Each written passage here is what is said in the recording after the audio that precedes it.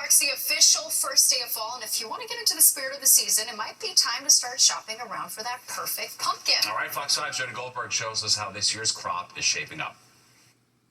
The search is officially on for the perfect pumpkin pick. And on the east end of Long Island, there's no shortage of options. What do you look for when you're picking a pumpkin? I like a bright, firm pumpkin, I think, nice and bright. Farmers say this year's crop is the best they've seen in a decade. They like the dry weather, so they came up pretty good. At Philip Schmidt and Sons Farm, Matt Schmidt says it's all about timing and weather. A steady spring rain followed by a summer filled with sun created the perfect pumpkin growing conditions. You want to make sure you have nice stems. From plump, Just the ones that are brown, make sure there's no dents on them or anything. Clean, nice and orange. to decorative, The uglier pumpkin, with the warts and stuff like that, something with a little character. farmers are offering dozens of varieties in all shapes, sizes, and shades. Just down the road, Harps Farm is showing off a new variety, the apple gourd. It has the same shape as an apple. It turns a bright green color. And here on the farm, it's not just about orange. There's some yellow in there too. Farmers using mustard crops between pumpkin harvests to keep the soil clean and healthier. We've started growing a special type of mustard seed that we plant in between the pumpkin crops, and that acts as a biofungicide, and that enhances the amount of surface area between the plant. And then you mix it all up with the soil. That gives it time to do its thing. And while families may feel inflation at the grocery store, pumpkin prices have stayed steady. We're the same as we were last year. We can go up from time to time to keep up with inflation, but we haven't changed the price this year. The patch is plentiful. Now farmers say they're counting on sunny weekends to carve out a good season. In Riverhead, Long Island, Jody Goldberg, Fox 5 News. And if you want to hold on to the summer heat for just a little bit longer, you're in luck. Nick has the forecast. Your nights with Goodnight New York. Weeknights at 11:30 on Fox 5. Welcome back. First day of fall, and in the morning it feels like it. Yeah, but it's warming up. We're not done with summer just yet, right, Nick? No, and believe it or not, temperatures tomorrow are going to pass 80 degrees in parts of the area. So yes, summer lives on, even though officially fall arrived at 2:19 this afternoon. It is on the cooler side tonight. Not as cool as last night, of course. There were some lows this morning, got down into the 40s, but we're 59 Poughkeepsie, 58 Sussex right now. It is 67 in the city, and we have mid-60s out to Islip down to the Jersey Shore, and extending out towards the east end, it's gotten cooler, 53 in the Hamptons. Winds out of the south 5 to 10. That will continue tonight, become more southwesterly tomorrow. So that's what's going to start warming things up for sure. Now you look at the satellite view, there's really not much going on nearby, but you do see showers, central New York State westward. Eventually those showers are going to get here. Not tonight, not tomorrow morning. Very likely though by late afternoon into the evening we'll start to see that line advance from west to east across the area. Could be a little thunderstorm, and that threat will last into tomorrow night. There'll be a little break for a part of Wednesday. Be a lot of clouds though on Wednesday, and the shower threat will return, and we need some rain. That may come, beneficial rain anyway, may come a bit on Thursday. Overnight into tomorrow, just some clouds around, so some combination of sun and clouds during the day. But you see the timestamp here, about 5 o'clock. Here come those showers in from the west. They'll continue into tomorrow night. Like I said, Wednesday morning, we get a little bit of a break. There'll be some sun breaking through the clouds, but then the shower threat returns later on in the day and lasts right on through Thursday. All right, heading down to the 50s, some of the suburbs tonight. We're almost there now. At about 64 in the city, lower 60s to about 60 across the coast and down to Long Island. Look at tomorrow, low 80s. So again, a return to summer. Most of the day is dry. Late in the day, that shower and even a thunderstorm threat comes in. A little cooler at the coast with the wind coming up off the ocean. Steve and Natasha? Good deal. Sounds good. Thanks, Nick. Well, time is ticking. Roughly 6 more weeks until Election Day, and the new poll is showing who's leading the pack for New York City mayor. And President Trump links Tylenol to a higher risk of autism. What doctors are saying about the major health announcement today from the White House.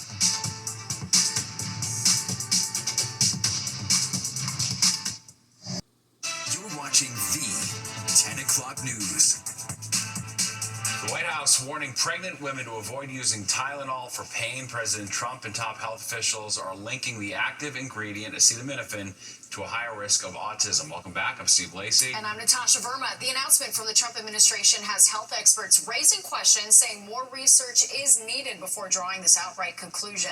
Fox 5's Sharon Crowley is live in the newsroom with the very latest. Sharon? Yeah, Natasha, you and Steve are exactly right. President Trump saying tonight that pregnant women should limit their use of acetaminophen, also known by the brand name Tylenol. He says that the Food and Drug Administration will begin notifying doctors that the use of acetaminophen can be associated with an increased risk of autism. Tylenol during pregnancy can be associated with a very increased risk of autism. So taking Tylenol is not good. All right, I'll say it. It's not good. For this reason, they are strongly recommending that women limit Tylenol use during pregnancy unless medically necessary. So according to the CDC, in the early 1990s, just 1 in 10,000 kids were diagnosed with autism, and now it's 1 in 31. Doctors say that's largely because the definition has expanded to include a wider range of symptoms. Many experts in the autism research pushing back tonight on President Trump, saying there is no definitive evidence that acetaminophen causes autism. You can't take something as an association and say that it proves a causal link. We need better data to actually show that. And a really important confounding factor here is that first trimester fevers, especially persistent and uncontrolled fevers, are an independent risk factor for birth defects and neurodevelopmental outcomes like autism. Well, the makers of Tylenol insisting tonight that it is safe for pregnant women, and researchers are also skeptical of laying blame for the condition on just one drug or any single root cause. So much more to come on this one, Steve. All right, thanks, Sharon. Parts of First Avenue in Kips Bay temporarily shut down earlier today after 50 gallons of oil spilled onto the roadway. It happened just before noon between East 30th and 33rd Streets. Sanitation crews and hazmat teams cleaned up the mess. Officials have not said what caused the spill. Wow, what a mess. Well, the Manhattan DA's office says it seized the domains of 5 online vendors that stole information from more than 1 million credit cards. The DA's office says the investigation impacts tens of thousands of New Yorkers. The vendors are accused of selling the stolen information or making unauthorized purchases. Officials are still working to track down the people operating the websites. All right, now to the race for mayor. A recent poll by Marist University shows Zoran Mamdani with a commanding lead over his 3 opponents. Among likely voters, 45% at this point would vote for him, 24% for Andrew Cuomo, 17% for Republican Curtis Sliwa, and 9% for Mayor Adams. And the mayor on Good Day New York today saying the constant rumors the Trump administration has offered him jobs to drop out of the race are preventing him from raising money for his campaign. Those rumors have included a position at HUD and an ambassador spot in Saudi Arabia. Zoran Mamdani posting on social media that he is now working to reschedule a local town hall on WABC. This comes after ABC Network announced Jimmy Kimmel's late night show will return tomorrow. Mamdani had previously withdrawn from the event after Kimmel's show was pulled due to criticism over Kimmel's comments about the assassination of conservative activist Charlie Kirk. And Republican Curtis Sliwa out campaigning again today. He continues to hammer Mamdani on public safety, calling it his Achilles heel. Andrew Cuomo did not have any scheduled campaign events. There are a couple of mayoral debates scheduled for next month, October 16th and the 22nd. And for much more on the mayor's race, tune into Battleground NYC, the Fight for Your Vote, hosted by SE Cup. You can catch that weeknights at 7 p.m. on the Fox Local app and at 11 p.m. on Fox 5 right after the 10 o'clock news. Well, a New York legend paying it forward to the community he called home for 13 seasons. How Yankees great Willie Randolph is inspiring young athletes in the Bronx. All right, Scarlett Johansson taking a seat behind the camera, how her family inspired a heartfelt new film.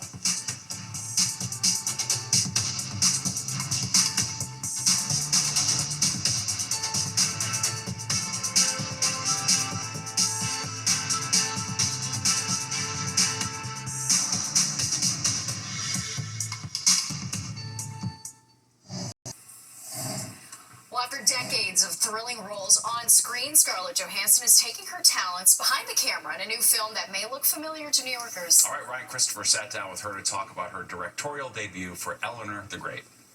I'm moving to Manhattan for the first time today. I live in Staten. My condolences. First of all, June, And Scarlett, congratulations on Eleanor the Great. I loved it. I have to say I cried, I think, way too much watching this movie. It was so touching. But this is your directorial debut, Scarlett. Congratulations. Thank you. So, June, how did she do? She did beautifully. No, she really did. Yeah. She was the leader of us at all times, and she allowed us space to do our own things.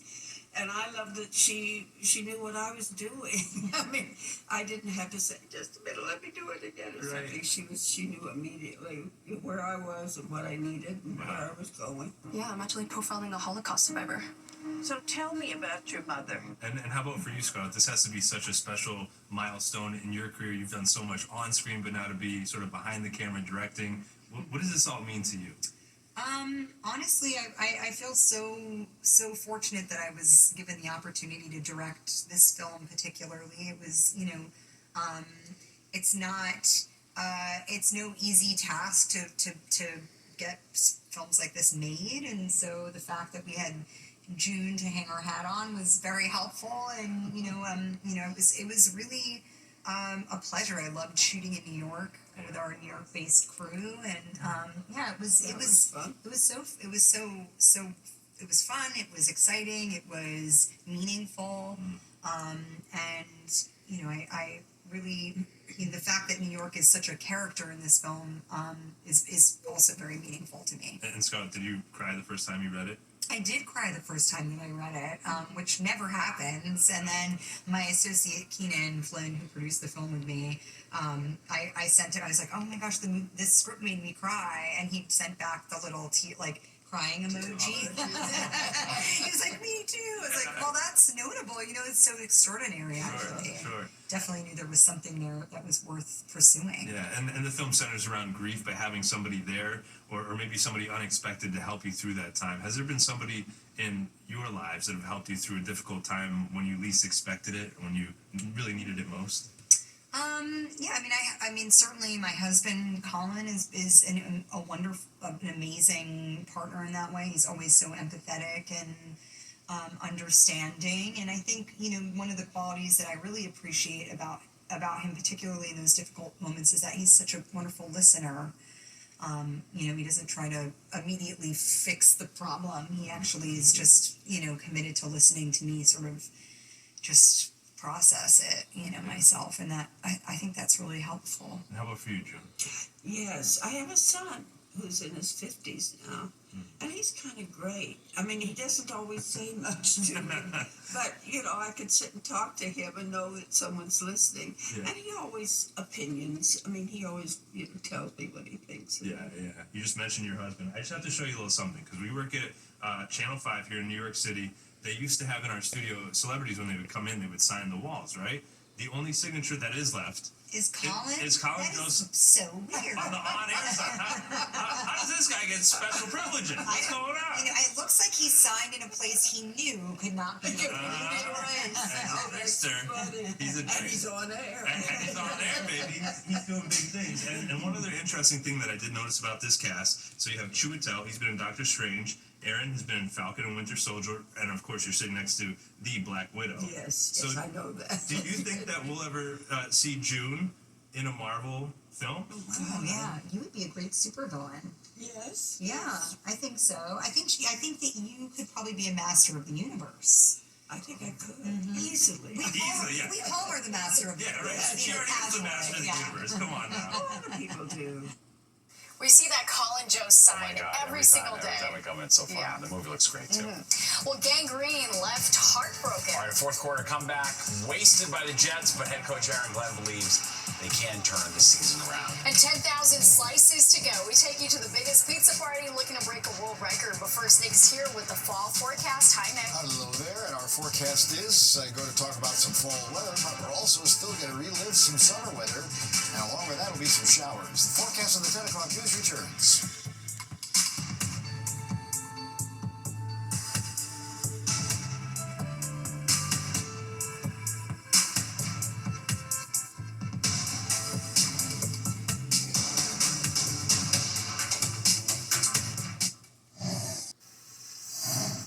An extra large pizza order. A team of ambitious New Jersey teens are attempting to break a world record by hosting the biggest pizza party ever. All right, it's an effort to steal the title from New Haven, Connecticut. Will there be enough slices? Fox 5's Kendall Green chows down.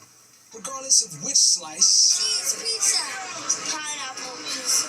These kids, thousands of them, and their parents' goal was to break the Guinness World Record for the largest pizza party in the world. She's a part of the Boys and Girls Club, and instead of me bringing her with the school, I wanted to be able to experience the moment with her. The Boys and Girls Club of Newark set out to break the current world record set in New Haven, Connecticut, earlier this month, 4,525 strong. We get a chance to break a record here.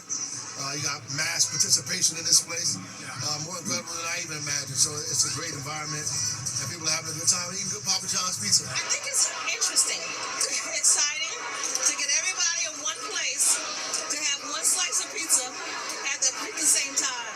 So I think it's actually pretty awesome. Amir Washington is the CEO of Boys and Girls Club of Newark. We wanted to do this because what's really important is our young people learning about leadership, about business. And so we partner with Disrupt Foods, who's a local Papa John's franchiser, to teach our kids how to put a business plan together. And this is how we decided to put that into play.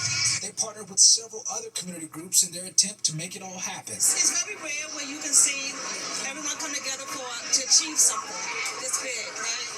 And this is huge. This is absolutely huge. Well, in case you're wondering if it happened. But unfortunately, we didn't beat the record tonight. But did we have the best party ever? Did y'all have a good time? But they had a great time trying. We were close, but we didn't finish, so we know what to do next time if they do it again. Kendall Green, Fox 5 News.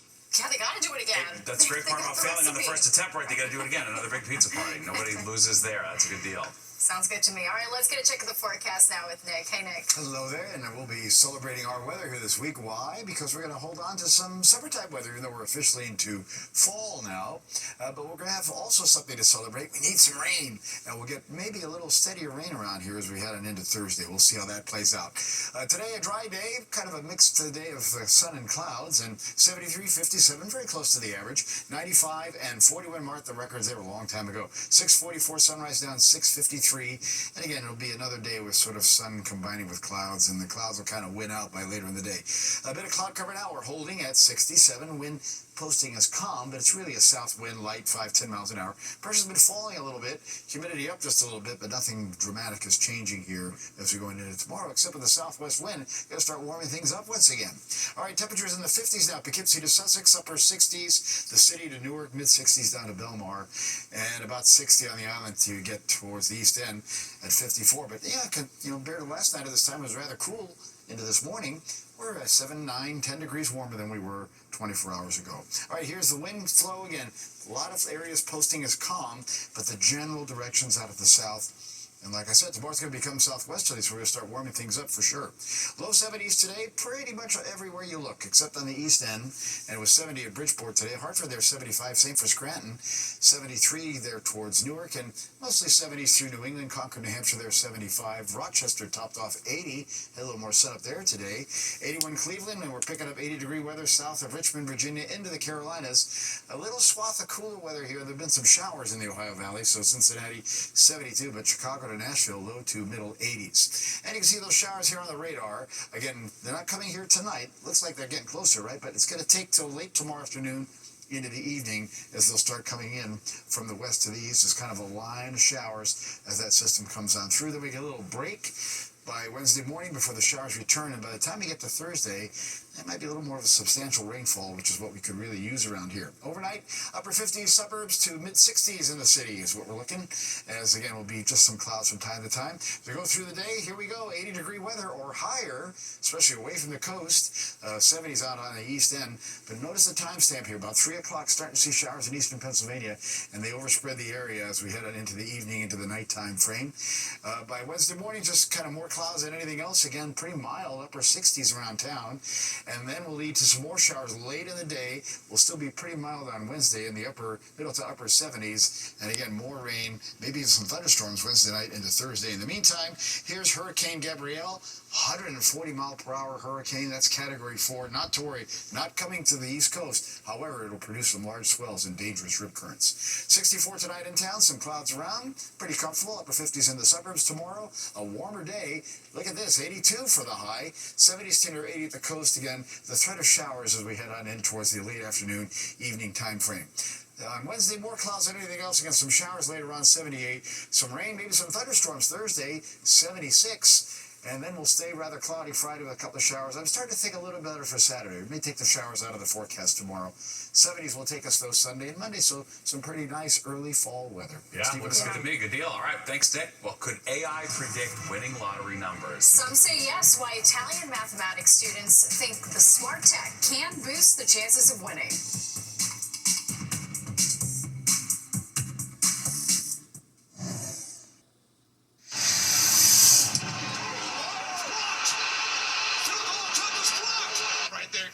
All right, so playing reaction seen around the world. Jets head coach Aaron Glenn dancing down the sidelines after the Jets block a punt and return it for a touchdown.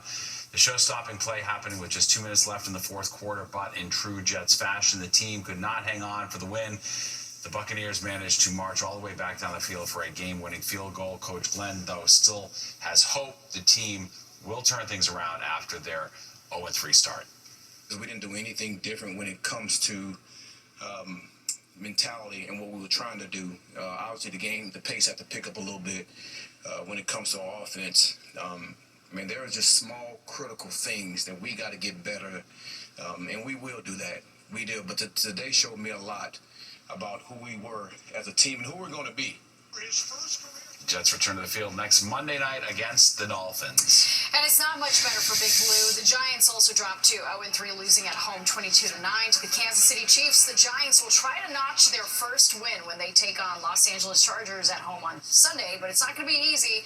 The Chargers have not lost a game yet this year. Well, some students in the Bronx got quite the surprise this morning. Yankees legend Willie Randolph made an unexpected visit to the Northeast Bronx YMCA as part of the 2025 Strikeout Series partnership with the Yankees. Students were treated to pictures and autographs with the Yankee slugger who gave them advice on perseverance. We wanted somebody to come here today to speak to the kids about hard work, about a work ethic, and we thought nobody better than Willie Randolph, who was one of the most disciplined and famous players in New York Yankee history. And on Wednesday, before first pitch at Yankee Stadium, New York Life will present a check to 3 Bronx YMCA branches. The Honey Deuce was a big hit at the U.S. Open again this year. The U.S. Tennis Association reports that fans spent a record $17 million for the coveted cocktail. The $23 concoction consists of Grey Goose vodka and lemonade, topped with a skewer of honeydew melon balls. More than 738,000 were sold during this year's tournament. That's up 32%. From last year. Yeah, that's big bucks. Wild. Well, singer Harry Styles ran the Berlin Marathon incognito yesterday, and he did so in a very impressive time. The 31-year-old ran it in just 2 hours, 59 minutes under an alias. He was seen with a mustache, wearing a headband and sunglasses. Harry, no stranger to the running game, though. Earlier this year, he also ran the Tokyo Marathon under 3 hours. Fast. Yeah, pretty impressive. That's right. All right, well, we use artificial intelligence for a lot of things nowadays, but could it actually improve your chances at winning the lottery? 3 Italian mathematics students say they developed an algorithm capable of predicting the winning numbers. They claim the algorithm actually helped them win about 50 grand, and a Virginia woman says she used ChatGPT to help her pick her Powerball numbers and win a $150,000 prize. Experts are saying that's not true. They say it's coincidence, so... Right, it happened to work for them. Yeah, it happened to. Yeah, who knows? All right, well, there's more of the 10 o'clock news straight ahead. We'll be right back. All right, today is recognized as National Centenarians Day, which honors those who've celebrated 100 or more birthdays. Some local people that reached that milestone shared their secrets of being able to live such a long life. One of the secrets to a long life is positivity. Just think positively about most things because things usually turn out all right. To me,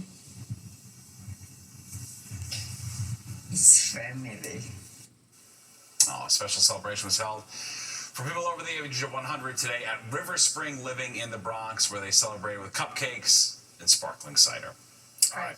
One last check of the forecast. All right, it's fall, but still got a little bit of summer left. I sure do, and tomorrow will be one of those days because you'll see temperatures are going to take off, while overnight lows are not going to be that cool either. We'll talk low mid-60s around town, some mid-upper 50s north and west. That's definitely better than it was last night into this morning. Now tomorrow, sun and clouds combined. Look at the temperatures, low 80s from the city north and west. Could be some showers by late afternoon, more so evening, maybe even a thunderstorm. That may happen again later Wednesday, still in the high 70s. Better chance for some rain and thunderstorms Thursday, a couple more showers Friday. And we may look out with a pretty decent weekend ahead. Looks good to me. Love it. All right, thanks, Nick. Don't go anywhere. Battleground NYC, the fight for your vote is next at 11 with host S.E. Cup. And then stick around for Good Night New York with Crystal Young and Ryan Christopher at 11:30. All right, that does it for us tonight. If you missed any part of the 10 o'clock news, you can always catch an encore on our free streaming app, Fox Local. Where you can stream our newscasts anytime. Have a great night. We'll see you tomorrow.